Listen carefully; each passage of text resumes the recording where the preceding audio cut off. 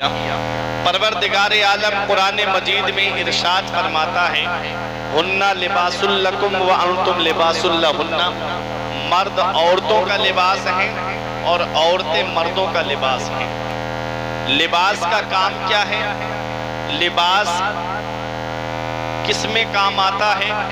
तो लिबास की तीन खुसूसियतें हैं। पहली खुसूसियत लिबास की ये है कि लिबास सर्दी और गर्मी से बचाता है। दूसरा काम लिबास का ये है कि लिबास जो है वो जिस्म के ऐबों को छुपाता है।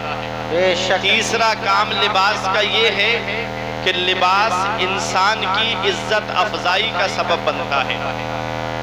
कुरान कहता है कि मर्द औरतों का लिबास है और औरतें मर्दों का लिबास है। मतलब क्या है?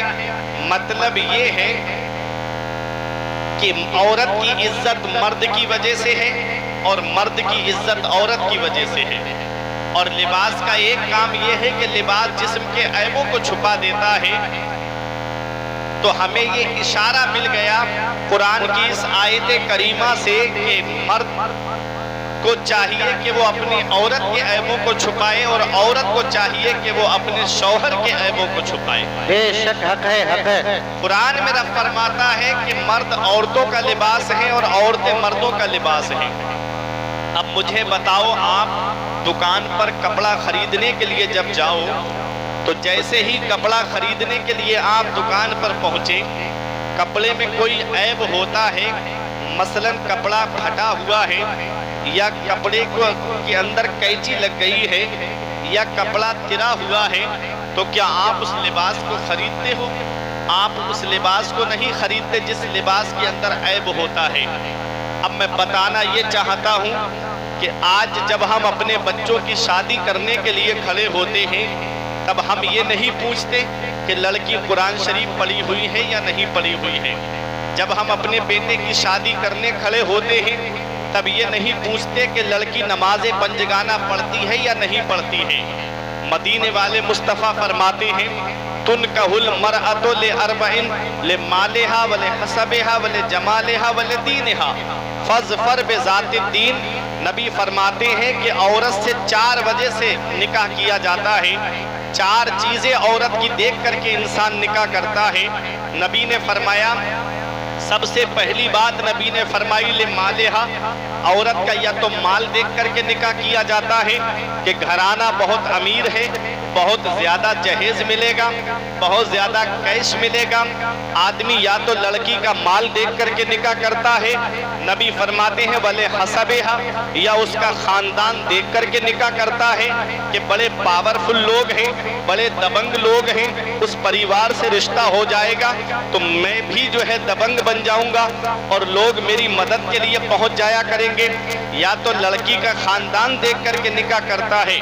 नबी ने फरमाया वले जमालेहा, या लड़की की खूबसूरती को देख करके निकाह करता है, उसके हुस्न जमाल को देख करके निकाह करता है।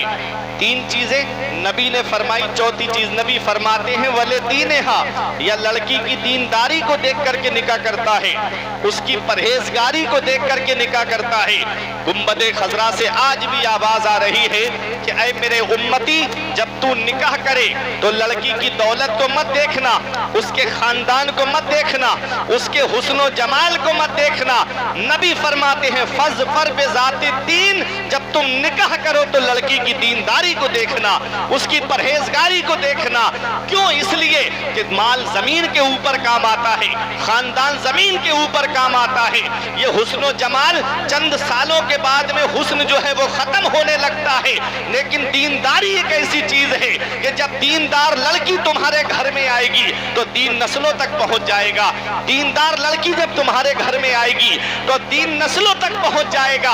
और माल जमीन के ऊपर काम आता है, खानदान जमीन के ऊपर काम आता है, लेकिन दीनदारी एक ऐसी चीज है जो जमीन के ऊपर भी काम आती है, जमीन के नीचे भी काम आती है। हमको निकाह करना है अपने बच्चों का तो दीनदार लड़की को तलाश करना है, परहेजगार लड़की को तलाश करना है। लड़की कुरान पढ़ती है कि नहीं पढ़ती है, नमाज पढ़ती है कि नहीं पढ़ती है। जब दीनदार लड़की के कदम तुम्हारे घर में आएंगे, अगरचे वो गरीब होगी, साथ में जहेज ना लाए, लेकिन जब उसके कदमों की बरकत घर के अंदर ऐसी होगी कि तुम्हारी नस्लें खाएंगी, तब भी वो बरकत खत्म नहीं होगी। क्यों? क्योंकि दौलत देने वाली जात अल्लाह की है, पैसा देने वाली जात अल्लाह की है, सरमाया देने वाली जात अल्लाह की है। वो राज़िक है, गिज़ा कीड़ों को देता है वो पत्थर में, भटकता फिरता है इंसान को रोजी के चक्कर में, उड़ाने भर हवाओं में या लगा गोते समंदर में, मिलेगा बस वही जितना कि लिखा है मुकद्दर में। जिंदाबाद जिंदाबाद। जितना अल्लाह ने तकदीर में लिखा है उतना ही मिलेगा। अब चाहे भीख मांग के ले लो, चाहे अल्लाह की रजा में राजी होकर के ले लो। तो बात निकाह की चल रही थी। नबी फरमाते हैं, अन निकाहु मिन सुन्नती फमन रग़िबा अन सुन्नती फलैसा मिन्नी। नबी फरमाते निकाह मेरी सुन्नत है, और जिसने मेरी सुन्नत से एराज किया, रू गर्दानी की, चेहरा फेरा, नबी फरमाते वो मुझसे नहीं है, वो मेरे तरीके पे नहीं है। हज़रात, आज हमारे यहाँ के निकाह के तरीके बदल गए, आज हमारे यहाँ के निकाह के रिवाज बदल गए। आज हमारे यहाँ के निकाह का तरीका क्या है? जब हम अपने बच्चों की शादी करने के लिए खड़े होते हैं तो आदमी पहले जो बीच में जो होता है ना, जो रिश्ता लगाने वाला होता है, उसको कई नामों से पुकारा जाता है। कहीं बिचपई कहा जाता है, कहीं बिचौलिया कहा जाता है, और बिहार इलाके में चले जाएंगे आप किशनगंज बिहार की तरफ तो एजेंट कहा जाता है। ऐ मेरे प्यारे मुसलमानों, वो जो बीच वाला है ना, जब रिश्ता तय कराता है तो अगर दूसरे की जमीन है ना, वो भी लड़के ही की बता देता है कि यहाँ से जहाँ तक नजर जा रही है सारी जमीन लड़के की है। बाद में पता चलता है तो फिर आदमी खून के आंसू रोता है। फिर उस बिचौलिया को भी बुलाया जाता है तो वो कहता है मुझे पता थोड़ी था, मुझे जैसा बताया गया वैसा मैंने तुमको बता दिया। याद रखो प्यारे मुसलमानों, जरदार देखकर ना जमींदार देखकर, जरदार देखकर ना जमींदार देखकर, रिश्ता करो नबी का वफादार, रिश्ता करो नबी का वफादार देखकर। जब बच्चों की शादी करने के लिए खड़े हो तो जो नबी ने फरमाया है कि दीनदार लड़की को तलाश करो। आज एक साहब हमारे पास आए, कहने लगे कि मौलाना साहब फला घर में अपनी बेटी का रिश्ता करने जा रहा हूँ। हमने कहा क्या घर बार देख लिया है? क्या वो उस घर के लोग शरीयत पे चलते हैं? क्या उस घर के लोग नमाज पढ़ते हैं? क्या उस घर के लोग जो है वो मदीने वाले मुस्तफ़ा के फरमान पे अमल करते हैं?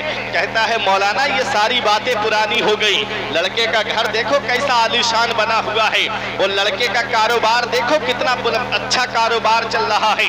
नहीं मानी बात, चंद सालों के बाद में आए और आकर के रोते हुए कहते हैं मौलाना साहब कोई ऐसा ताबीज दे दो जिसकी वजह से मेरी बेटी का घर बस जाए। हमने कहा बात क्या है? कहा मेरी बेटी को समझता नहीं है, मेरी बेटी के हक अदा नहीं करता है। हमने कहा अब इसमें ताबीज क्या करेगा? हमने तुमको पहले ही समझाया था, हमने कहा कि तुम पहले देख लो कि वो जिस लड़के के साथ बेटी का निकाह करने जा रहे हो वो नमाज पढ़ता है या नहीं पढ़ता है, शरीयत पे चलता है या नहीं चलता है। अरे मजहब इस्लाम पे चलना ये अल्लाह और उसके रसूल का हक है। जिसकी नजरों में अल्लाह और उसके रसूल के हक की अहमियत नहीं है वो तुम्हारी बच्ची का हक या खाक अदा करेगा। इसलिए जरदार देखकर ना जमींदार देखकर, जरदार देखकर ना जमींदार देखकर रिश्ता करो नबी का वफादार देख। तो नबी का वफादार देख करके करो। लड़का नमाज पढ़ने वाला है, अगरचे गरीब है, निकाह करना तुम्हारा काम है। लड़के का अकीदा देखो, अकीदा अहले सुन्नत वल जमात के मुताबिक है।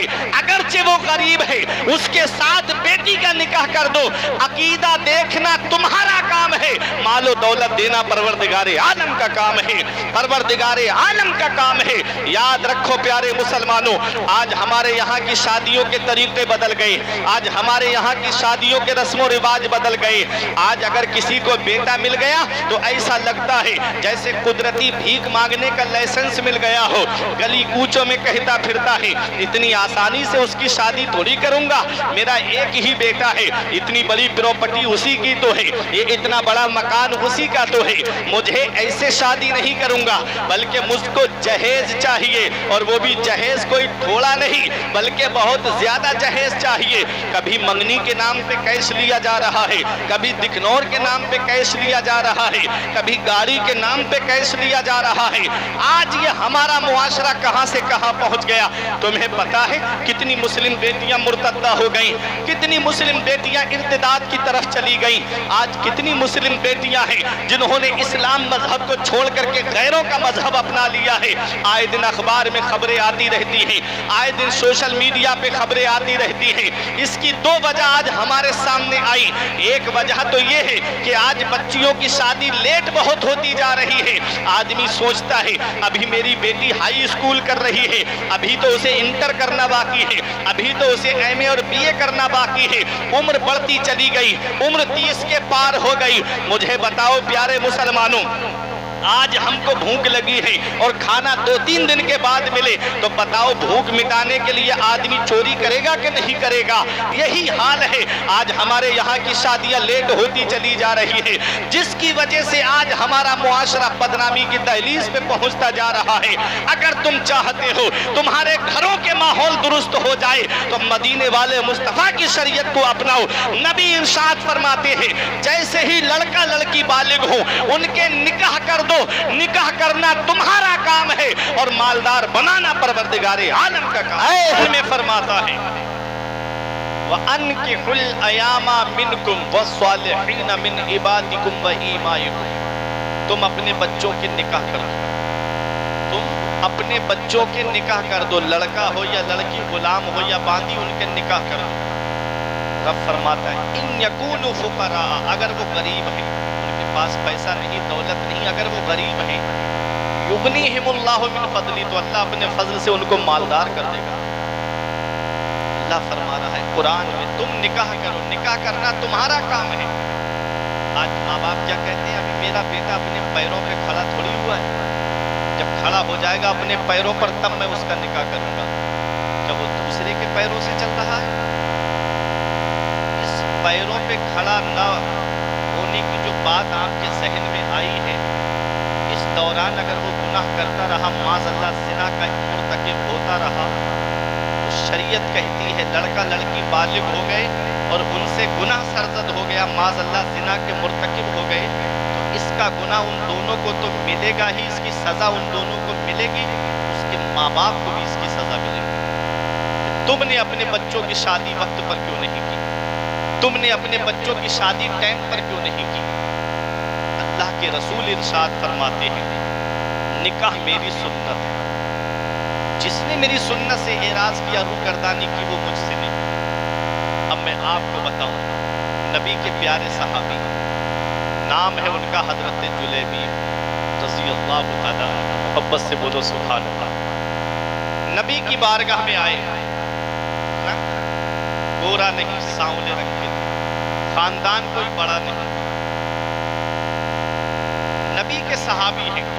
آئے حضور کی بارگاہ میں, نبی کو وضو کرا رہے تھے. نبی نے فرمایا اے جلیبی تم نکاح کیوں نہیں کر لیتے؟ عرض کیا یا رسول اللہ میں غریب آدمی, میرا کوئی خاندان بڑا نہیں ہے, مجھے کون اپنی بیٹی دے گا؟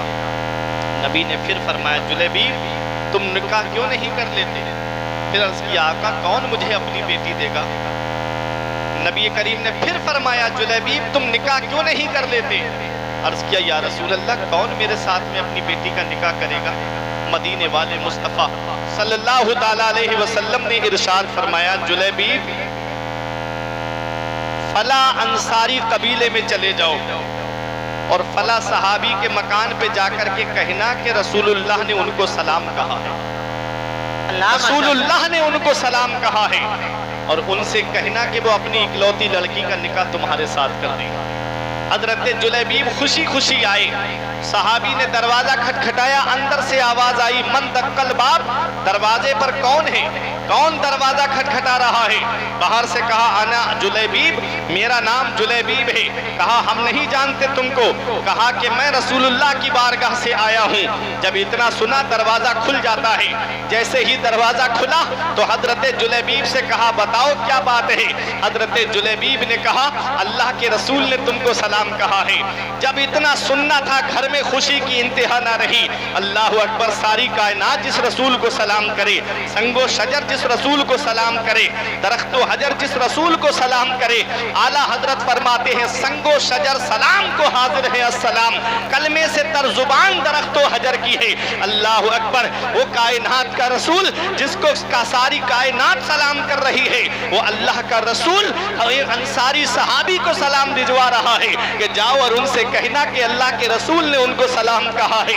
घर वालों की खुशी की इंतहा ना रही, घर वाले खुशी से मचल रहे हैं, घर वाले खुशी से झूम रहे हैं। फरमाया और कुछ कहा है, कहा हाँ रसूलुल्लाह ने आगे जो फरमाया है वो भी सुन लो। कहा क्या फरमाया है अल्लाह के रसूल ने? कहा अल्लाह के रसूल ने फरमाया है कि तुम अपनी इकलौती लड़की का निकाह मेरे साथ कर दो।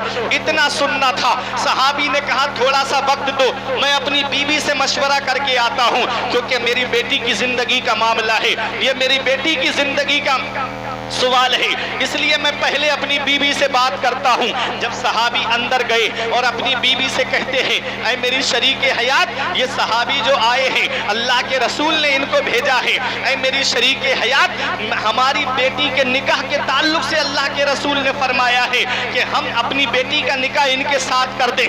हजरत जुलैबीब बैठे हुए हैं, जवाब का इंतजार कर रहे हैं। उधर उनकी बीवी ने सहाबी से कहा, ना ना मैं अपनी बेटी का निकाह इनके साथ नहीं करूंगी, मेरी बेटी की खूबसूरती देखो और जरा इनको देखो। अल्लाह अकबर, इतना कहा तो सहाबी चलने वाले थे, पर्दे की आड़ से आवाज आती है, ए मेरे अब्बा जरा रुक जाइएगा, ए मेरे वालिद जरा रुक जाइएगा, आप आने वाले को देख रहे हो, आप भेजने वाले को देखो। अरे आने वाले को मत देखो, बल्कि भेजने वाले को देखो। आने वाला अगरचे काला है, आने वाला अगरचे सौला है, भेजने वाला तो नूर वाला है, आने वाला है और भेजने वाला तो वो है जिस पर हुस्न यूसुफ कुर्बान है। आने वाला अगरचे सौला है, भेजने वाला तो वो है कि सारे अच्छों में अच्छा समझिए जिसे, सारे अच्छों में अच्छा समझिए जिसे, है उस अच्छे से अच्छा हमारा नबी। सारे ऊंचों में ऊंचा समझिए जिसे, है उस ऊंचे से ऊंचा हमारा नबी। कौन देता है, देने को मुंह चाहिए, देने वाला है सच्चा हमारा। नारे तकबीर, नारे रिसालत, मसलके आला हजरत, उलमाए अहले सुन्नत, अल्लामा फुरकान मंजरी साहब क़िबला। नारे तकबीर, नारे रिसालत। वो लड़की कहती है, ऐ मेरे अब्बा आने वाले को मत देखिए, भेजने वाले को देखिए। आने वाला अगरचे सौला है, भेजने वाला तो नूर वाला है, भेजने वाला तो रहमत वाला है, भेजने वाला तो नूरुन अला नूर है, भेजने वाला तो वो है जिस पर हुस्न यूसुफ कुर्बान है। एक शायर ने कहा था, वो उनका फक्र के रश्काए खुद सुलेमा को, वो उनका फक्र के रश्काए खुद सुलेमा को, वो उनका हुस्न के यूसुफ भी मुंह छुपा के चले, और नसीर उनके सिवा कौन है रसूल ऐसा जो बख्शवाने पे आए तो बख्शवा के चले। जिंदाबाद जिंदाबाद। वो लड़की कहती है, ए मेरे वालिद आप आने वाले को मत देखिए, भेजने वाले को देखिए। सहाबी का रिश्ता तय हो जाता है। अल्लाह अकबर। वो लड़की कहती है, ए मेरे वालिद आप मेरा निकाह इनके साथ कर दीजिए। उसके बाद अगर मदीने की किसी लड़की ने मुझे ये ताना दिया कि तेरा शौहर काला है, तेरा शौहर सौला है, तो मैं फख्र से कह दूंगी, ए मदीने की कन्याओं सुनो, ए मदीने की दोशीजाओं सुनो, ए मदीने की लड़कियों सुनो, अरे तुम्हारे शौहर वो है जिनको तुम्हारे माँ बाप ने पसंद किया है, और मेरा शौहर वो है जिसे अल्लाह के रसूल ने पसंद किया है। वो हंसी जो फितने उठा कर चले, वो हंसी क्या जो फितने उठा कर चले। या रसूल अल्लाह, हाँ हंसी तुम हो, फितने मिटा कर चले। नारे तकबीर, नारे रिसालत, मसलके आला हजरत, उलमाए अहले सुन्नत, हजरत अल्लामा फुरकान मंजरी साहब क़िबला।